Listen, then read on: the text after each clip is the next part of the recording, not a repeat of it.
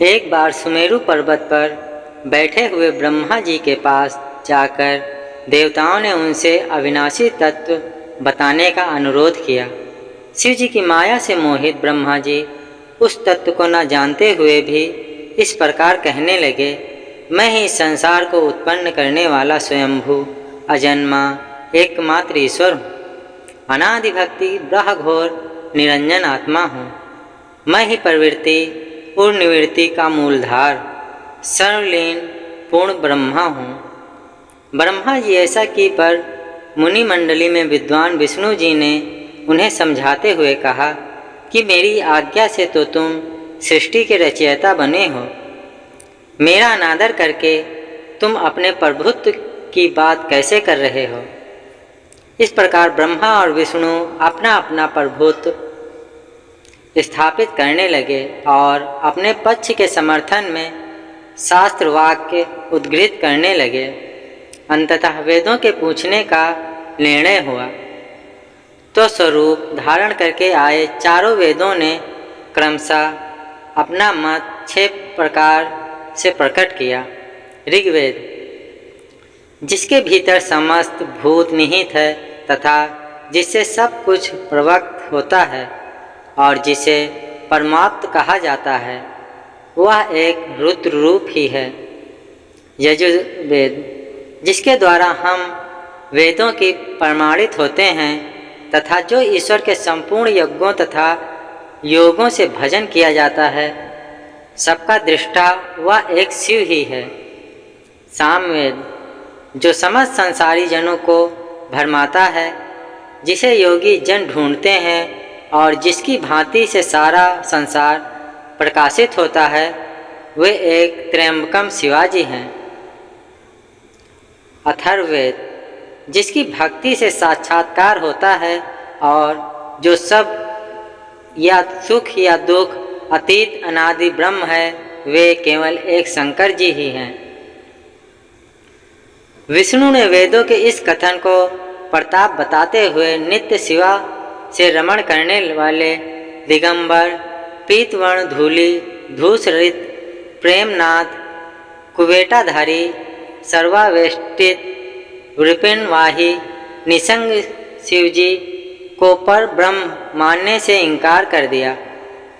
ब्रह्मा विष्णु विवाद को सुनकर ओंकार ने शिव जी की ज्योति नित्य और सनातन पर ब्रह्म बताया, परंतु फिर भी शिव माया से मोहित ब्रह्मा विष्णु की बुद्धि नहीं बदली। उस समय उन दोनों के मध्य आदि अंत रहित एक ऐसी विशाल ज्योति प्रकट हुई कि उस ब्रह्मा से का पंचम सिर जलने लगा। इतने में त्रिशूलधारी नील लोहित शिव वहाँ प्रकट हुए तो अज्ञानतावश ब्रह्मा उन्हें अपना पुत्र समझकर अपनी शरण में आने को कहने लगे।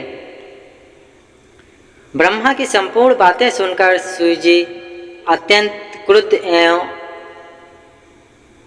उन्होंने तत्काल भैरव को प्रकट कर उनसे ब्रह्मा पर शासन करने का आदेश दिया। आज्ञा का पालन करते हुए भैरव ने अपनी बाईं उंगली के नखाग्र से ब्रह्मा जी का पंचम सिर काट डाला। भयभीत ब्रह्मा शतरुद्री का पाठ करते हुए शिव जी के शरण हुए। ब्रह्मा और विष्णु दोनों को सत्य की प्रतीति हो गई और वे दोनों शिव जी की महिमा का गान करने लगे। यह देखकर शिव जी शांत हुए और उन दोनों का अभयदान दिया। इसके उपरांत शिव जी ने उसके भीषण होने के कारण भैरव और काल को भी भयभीत करने वाला काल भैरव तथा भक्तों के पापों को तत्काल नष्ट करने वाला होने के कारण पाप भक्षक नाम देकर उसे काशीपुरी का अधिपति बना दिया। फिर कहा कि भैरव, तुम इन ब्रह्म विष्णु को मानते हुए ब्रह्मा के कपाल को धारण करके इसी के आश्रय से भिक्षावृत्ति करते हुए वाराणसी चले जाओ। वहाँ उस नगरी के प्रभाव से तुम ब्रह्म हत्या के पाप से मुक्त हो जाओगे। शिव जी की आज्ञा से भैरव जी के हाथ में कपाल लेकर ज्यों ही काशी की ओर चले, ब्रह्म हत्या उनके पीछे पीछे हो चली। विष्णु जी ने उनकी स्तुति करते हुए उनसे अपने को उनकी माया से मोहित न होने का वरदान मांगा। विष्णु जी ने ब्रह्म हत्या के भैरव जी के पीछे करने की माया पूछना चाहिए तो ब्रह्मा हत्या ने बताया कि वह तो अपने आप को पवित्र है और मुक्त होने के लिए भैरव का अनुसरण कर रही है। भैरव जी ज्यों ही काशी पहुँचे त्यों ही उनके हाथ से चिमटा और कपाल छूटकर पृथ्वी पर गिर गया और तब से उस स्थान का नाम कपाल मोचन तीर्थ पड़ गया।